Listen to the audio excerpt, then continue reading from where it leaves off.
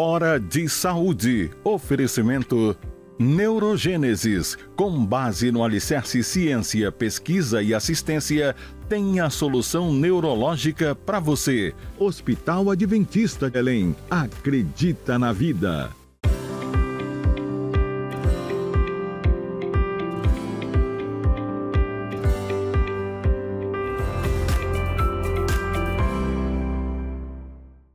Caros amigos, mais uma vez no nosso programa dominical de saúde, Hora de Saúde, que trata do que se faz de melhor na medicina do mundo, do Brasil, da América do Sul, do Brasil, especificamente aqui em Belém.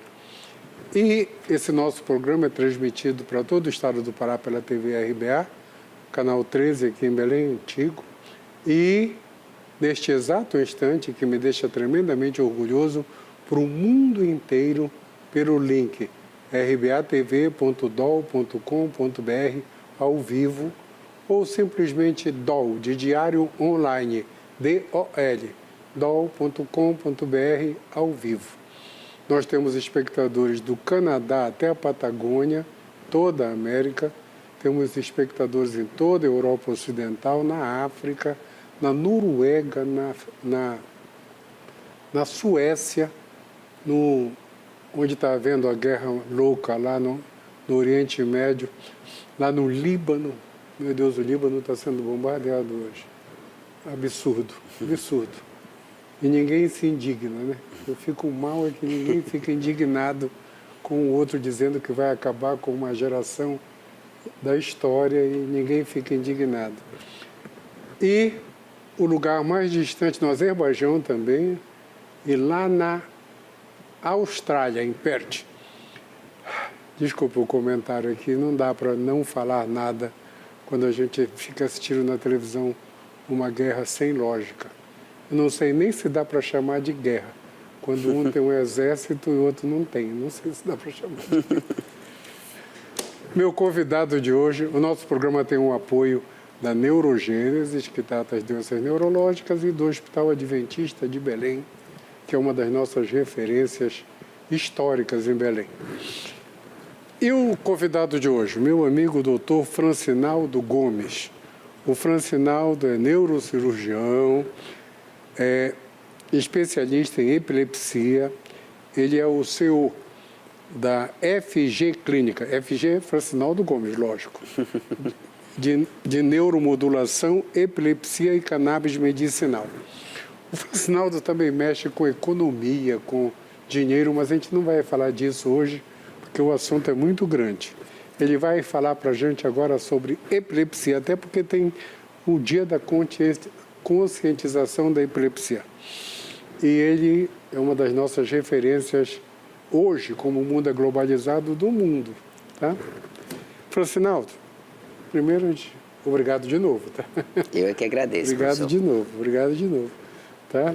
E o que é a epilepsia? De novo, porque a gente vai fazer todo mundo aprender isso aí. Exatamente, né? As pessoas sempre têm que ser lembradas daquilo que elas já sabem. Né? Nunca é demais a gente trazer informação. Bom, a epilepsia, ou melhor, as epilepsias, é um grupo de doenças neurológicas que se caracterizam pelas crises convulsivas, usualmente, crises não provocadas. E também pelas consequências neurobiológicas, como insônia, depressão, problemas de memórias, alteração no comportamento e outras condições. A principal característica da epilepsia são as crises que vêm, muitas vezes, sem nenhum fator desencadeante. Me fala uma coisa, quais são os principais tipos de crises epiléticas, hein? Bom, a gente costuma dividir as crises, que são assim, o principal sintoma, né, da epilepsia, em 3 tipos. As crises focais, aquelas que começam numa determinada região assim, muito específica do cérebro, daí o nome focal. Essas crises focais, elas podem acontecer com o comprometimento da consciência, ou seja, a pessoa pode sair dela, né, ela pode perder a consciência, ficar desligada. Ou ela pode acontecer também sem o comprometimento da consciência. Muitas vezes a pessoa tem total noção do ambiente que ela está, do que ela está fazendo, mas uma determinada parte do corpo dela encontra-se em crise. Então, esse é o primeiro tipo.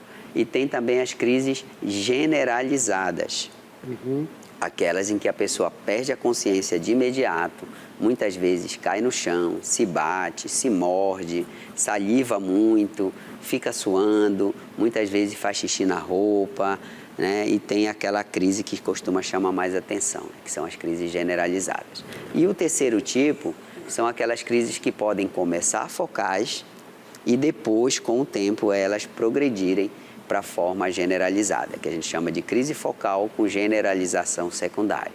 Então, esses são os 3 principais tipos. E existe um tipo que é muito específico, eu sempre gosto de falar aqui, que são as crises de ausência. Porque na crise de ausência, usualmente a criança, ela não tem manifestação motora, ela simplesmente desliga durante alguns segundos, cerca de 10 segundos, e depois ela volta novamente como se nada tivesse acontecido. E o que costuma chamar a atenção é uma criança que não está indo bem na escola, muitas vezes.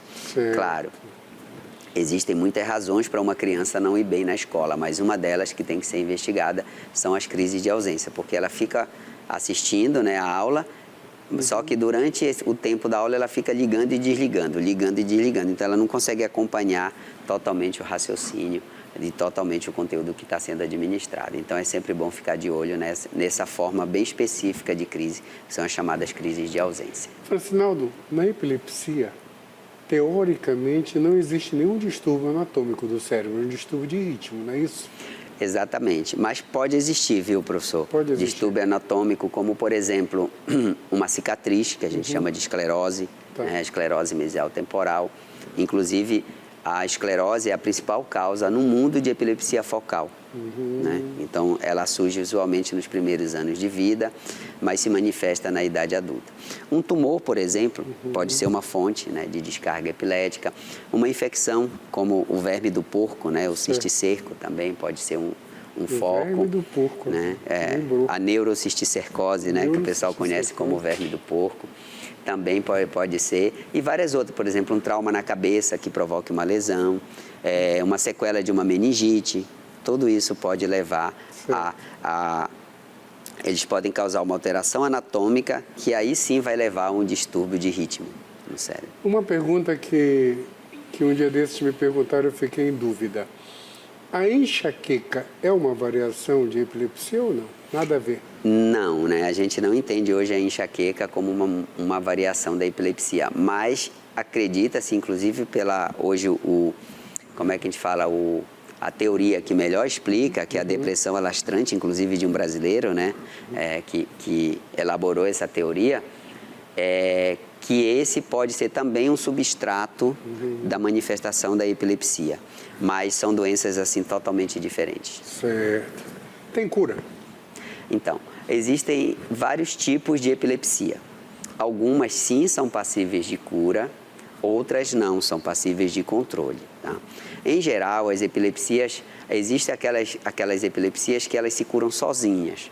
Por exemplo, o pequeno mal, que é justamente a crise de ausência, né, que costuma dar em criança, muitas vezes ela se cura com o amadurecimento do cérebro. Então, quando a criança entra na adolescência, as crises vão embora. Né? Quando existe uma lesão, e essa lesão, por exemplo, pode ser removida cirurgicamente, como, por exemplo, no caso de uma esclerose, no caso de um tumor, no caso de uma infecção, pode sim ser possível que o paciente fique totalmente curado, né, da epilepsia, uma vez que a lesão foi retirada. No entanto, existem outros tipos de epilepsia para os quais não existe a cura, mas existe o controle, tanto através de medicamentos, quanto com outros procedimentos cirúrgicos, como a neuromodulação. O principal deles é o estimulador de nervo vago. Então, dependendo do tipo de epilepsia, dependendo da área do cérebro que está acometida, a gente avalia qual é a melhor combinação de tratamentos para buscar a cura, mas se não for possível a cura, buscar a melhora na qualidade de vida do paciente e de seus familiares. Principais mitos e estigmas da epilepsia e o Dia Mundial da Conscientização, que foi agora em março que passou. Exatamente, o dia 26 de março, o Dia Mundial de Conscientização da Epilepsia, também conhecido como Dia Roxo, né? Inclusive eu estou aqui com a minha blusa, né, que a gente fez esse ano. O tema que a gente elaborou para o Março Roxo, ou para o Dia Roxo, foi o uso de novas tecnologias em prol das pessoas que vivem com epilepsia. Certo. E nós fizemos palestras, nós fizemos campanhas em Abaetetuba, em Parauapebas, aqui em Belém, na Praça da República. Então foi um evento bem difundido e com a participação cada vez maior do público, que nos deixa muito felizes, tá?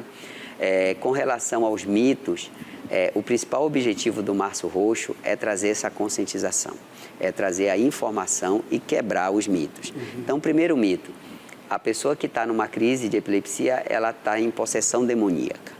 Então, ainda hoje, né, professor?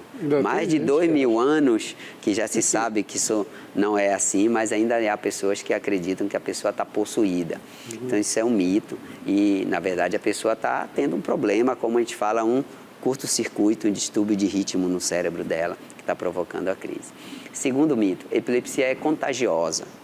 Então, muitas vezes, os amigos, os colegas, às vezes até a própria família se afasta da pessoa porque acha que pode pegar pela saliva, que pode pegar pelo suor e acaba, muitas vezes, até nem prestando socorro para a pessoa que está tendo uma crise de epilepsia, por exemplo. E a prestação de socorro, ela é obrigatória para todos nós como cidadão, não precisa ser profissional da saúde. E o terceiro mito é que a epilepsia, por exemplo, ela deixa a pessoa incapacitada para o dia a dia, né? Tipo, para estudar, para se relacionar, ou mesmo para trabalhar. Claro, pessoal, existem tipos de epilepsias que são mais severas, que impõem limites para as pessoas, mas a grande maioria delas, a pessoa fazendo o tratamento correto, obtendo o controle das crises, ela pode levar uma vida absolutamente normal, como qualquer outra pessoa, para trabalhar, para estudar, para se relacionar, para ser até um atleta. Tem muitos atletas que têm, enfim. E esses mitos precisam ser quebrados e a gente quebra eles trazendo as informações. Eu vou te convidar para te voltar daqui a umas 3 semanas, que eu quero que a gente vai conversar sobre cirurgia de epilepsia. Tá? Excelente, o convite aceito. Você é uma das nossas referências, que eu falo hoje é no mundo, não é mais local. Exatamente. Então, eu quero que você venha falar só para falar da cirurgia. Tá? Excelente, A gente professor. não vai ter muito tempo hoje de falar da cirurgia da epilepsia. Ótimo. Ele é o papa dessa coisa, pessoal. Só um instantinho que o nosso primeiro tempo acabou. Muita informação. Volta já já.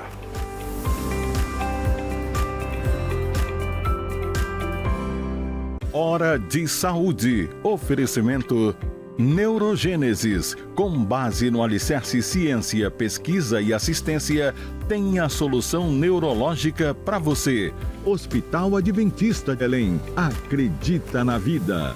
A vida não para. E quando ela precisa de cuidado, você precisa confiar. O Hospital Adventista Belém tem mais de 70 anos cuidando de pessoas com tecnologia, experiência e um atendimento que vai além do diagnóstico. Hoje, ele faz parte da Adventist Health, uma rede com hospitais, centros médicos e clínicas em todo o Brasil. Isso significa mais segurança, mais estrutura e o mesmo cuidado de sempre com você. Hospital Adventista Belém. Acredita na vida.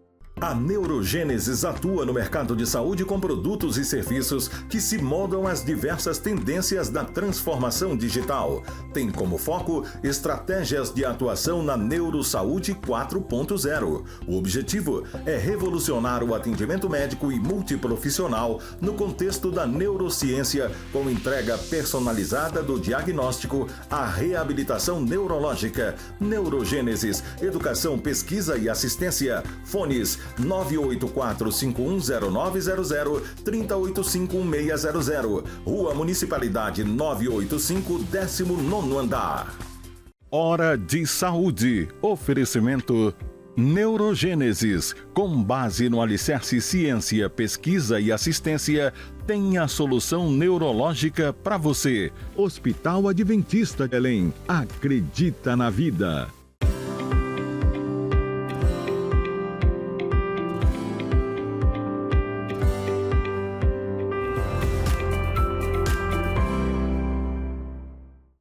voltamos para conversar agora sobre Parkinson. Para quem não sabe, o meu convidado foi meu aluno. Fico tremendamente orgulhoso desses meus alunos brilhantes. Obrigado, professor. O Francinaldo Gomes, meu aluno. O Francinaldo, ele faz cirurgia para epilepsia, ele faz cirurgia para Parkinson. Então, agora ele veio voltar no programa aqui para falar só das cirurgias. Hoje ele está falando do geral, para todo mundo saber. Doença de Parkinson. Fala para mim o porquê. O que é que acontece? Bom, primeiramente, obrigado, professor, mais uma vez aí pelo convite. Obrigado a todos que estão aqui nos assistindo, estão prestigiando aí o programa Hora da Saúde. É sempre uma satisfação estar aqui trazendo informação médica de qualidade aí para todos vocês. A doença de Parkinson, professor, ela é uma doença crônica, que a gente fala, degenerativa e progressiva de uma determinada região do cérebro chamada substância negra ou substância nigra, que é uma região que produz uma substância chamada dopamina. Tá? A dopamina é uma substância, é um neurotransmissor que regula muitas funções no nosso cérebro, mas nessa região específica ela regula a nossa motricidade, o nosso movimento. Então, a falta dessa substância provoca uma série de alterações que levam a pessoa a ter o que a gente chama de tríade do Parkinson, né? O tremor, né? Aquele tremor de repouso, o tremor de contar dinheiro que a gente fala, tá? A rigidez muscular, então ela fica com a musculatura enrijecida, fica parecendo um robô enferrujado, né? E a lentidão dos movimentos, que a gente chama de bradicinesia. Essa lentidão se manifesta, por exemplo, pela voz, que a voz vai ficando baixinha, como se fosse diminuindo o volume. Certo. A escrita da pessoa, as letras vão ficando pequenas, né, que a gente chama de micrografia, vai ficando pequena. E para caminhar, a família começa a perceber que a pessoa está caminhando lentamente, os passos vão ficando pequenos e ela vai caminhando como se estivesse meio que em câmera lenta. Então, esses são os 3 principais sintomas. Tem outros, como, por exemplo, a instabilidade postural. Então, a pessoa fica meio que desequilibrada, por exemplo, para se levantar de uma cadeira, para descer uma escada, ela fica meio com falta de coordenação. Mas esses 3 sintomas são os principais. Eles é que caracterizam a doença. As manifestações não motoras são quais? Essas aí? Então, as manifestações não motoras, né, como eu falei para vocês, a dopamina ela regula uma série de funções no corpo. Dentre as manifestações não motoras vem insônia, ansiedade, depressão, muitas vezes pode vir esquecimento, dificuldade de memória, né? Baixa autoestima, alterações na pressão arterial. Pode acontecer que a dopamina ela participa também do controle da pressão arterial. Disfunção no intestino. O intestino pode começar a ficar preso, por exemplo, como a pessoa começa a ter o intestino preso. E outras manifestações que podem surgir ao longo da evolução da doença, como alucinações, delírios e outras condições. Puxa, Francinaldo, é muita coisa, né? Exatamente. E tem sintomas difusos. Exato. Né? Sintomas de várias coisas. Me fala uma coisa, como é que eu faço o diagnóstico? O diagnóstico da doença de Parkinson ele é eminentemente clínico, né? Quando a gente fala, é baseado na caracterização desses sintomas. Acontece, professor, que existem muitas condições que podem simular a doença de Parkinson, que a gente chama de parkinsonismo.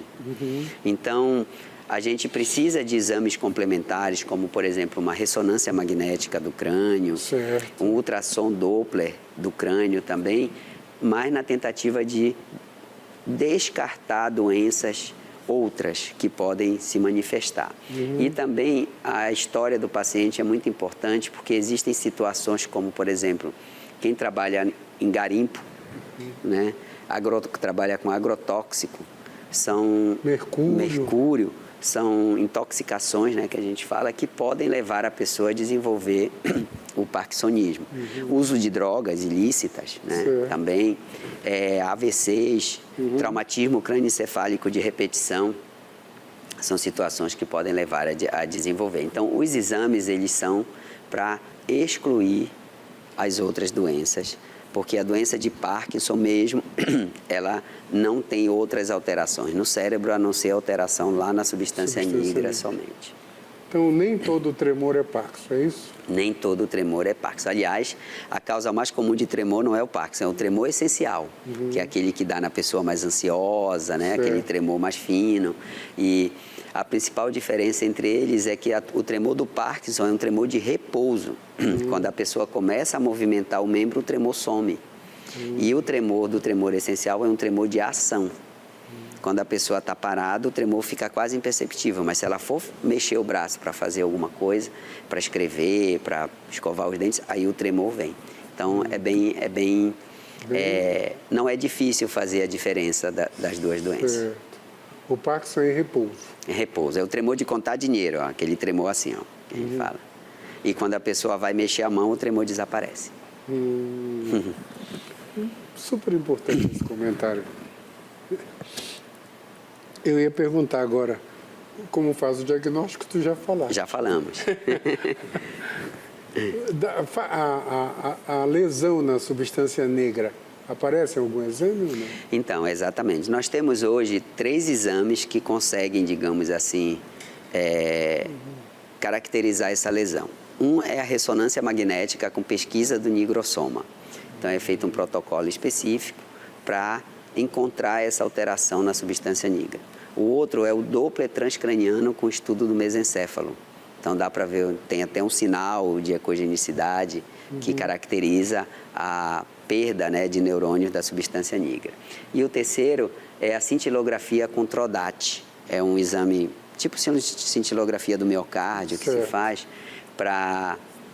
O TRODAT, ele é uma substância que liga no receptor de dopamina e ele é radioativo. Então, essa substância liga, então é feita uma imagem e aí, de acordo com a quantidade de que se ligou ali, você então tem a caracterização da degeneração da substância negra, que é o que acontece na doença de Parkinson. Então, esses são os 3 principais exames. Aqui em Belém, nós temos a ressonância com pesquisa do nigrossoma e temos o Doppler transcraniano. Ainda não temos a cintilografia com TRODAT. TRODAT. TRODAT. TRODAT. TRODAT. Interessante isso aí. Como eu trato? Bom, o tratamento da doença de Parkinson, ele é, como é que a gente fala? É um tratamento multiprofissional. Então, a primeira coisa que os nossos telespectadores vão ter que entender é que não existe um tratamento. E também que não existe cura para a doença, mas existe controle. Né, para manter a pessoa independente, qualidade de vida, e dado que principalmente são pessoas idosas, acima dos 60 anos. Então, a gente tem que ter todo um cuidado com eles e com a família, tá? Então, a principal forma de tratar hoje é com medicamento que visa repor a dopamina que está faltando, que são os medicamentos à base de dopamina, que são a Prolopa, né? E aí tem vários nomes comerciais que podem ser utilizados. Associado a esses medicamentos, existem substâncias que também ajudam a manter a dopamina no nível adequado. Então, tem várias substâncias que podem ser usadas associadas com a Prolopa. Acontece, professor, que a doença evolui. Então, o paciente vai precisando de doses cada vez mais altas e em intervalos menores de tempo para poder se manter funcional. Então, o paciente percebe que antes ele tomava um medicamento a cada 8 horas, depois tem que ser a cada 6, depois a cada 4, depois a cada 2 e assim vai. E também o medicamento, ao longo do tempo, começa a trazer muitos efeitos colaterais. Certo. Então, a Prolopa, por exemplo, pode dar prisão de ventre, né? Pode trazer movimentos indesejados, como a discinesia. Tá? Então, quando a pessoa toma o medicamento, ela fica muito agitada. Se ela não toma, ela fica parada. Então, ela fica meio que numa sinuca de bico. Quando essa situação se instala, ou até mesmo um pouco antes dela se instalar, entra o tratamento cirúrgico, que é o estimulador cerebral profundo, que o pessoal chama de marca-passo cerebral ou chip, que o objetivo é alterar a função elétrica da região através de um estímulo elétrico. Tá? Então, são colocados eletrodos. A gente vai ter nosso encontro para falar só de cirurgia, mas são colocados 2 eletrodos, um de cada lado numa região chamada núcleo subtalâmico e o gerador fica no peito, então o gerador manda o estímulo elétrico pelo eletrodo e esse estímulo então chega lá na região e altera a função dele de forma a restabelecer o controle dos movimentos para a pessoa durante um longo período de tempo. O tratamento cirúrgico ele é extremamente importante porque ele permite que a pessoa tenha a sua qualidade de vida, permite ser ajustado conforme a evolução da doença e em muitos pacientes é possível diminuir ou até mesmo retirar os medicamentos que até então ela vinha tomando e que estavam fazendo mal. E recentemente também foi introduzido o uso do canabidiol para as pessoas que têm Parkinson, não para tratar o Parkinson em si, mas principalmente para os sintomas não motores. Então, a pessoa que tem insônia, que tem ansiedade, que tem depressão, o canabidiol tem ajudado a melhorar esses sintomas, porque a gente sabe que quem tem Parkinson sabe, né, que quando fica mais ansioso, quando fica mais preocupado, acaba tremendo mais ainda. Então, o controle dos sintomas não motores também ajuda no tratamento. Dia 11 de abril agora a gente vai comemorar o Dia Mundial da Conscientização sobre Doença de Parkinson.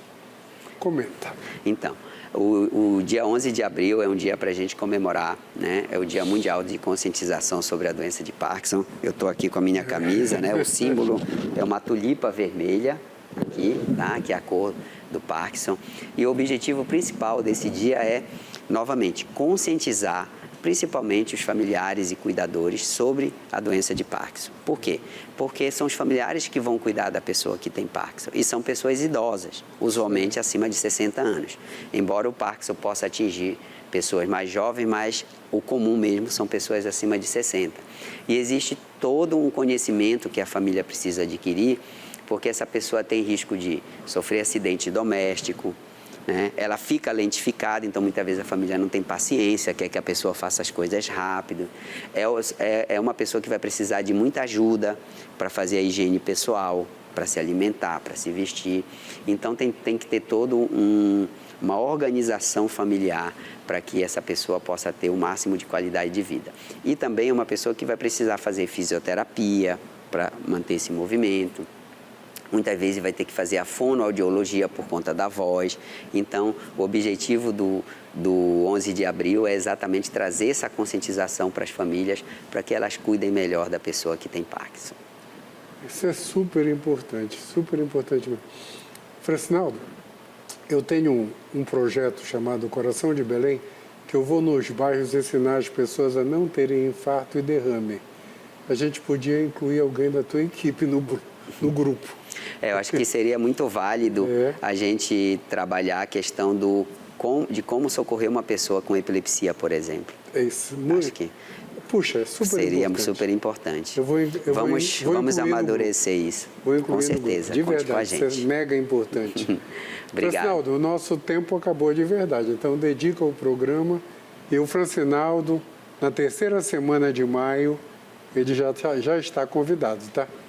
Obrigado, professor. Eu quero dedicar esse programa a todas as pessoas que sofrem com Parkinson, que sofrem com epilepsia, que estão em busca de tratamento, que estão em busca de melhorias, que estão em busca de qualidade de vida.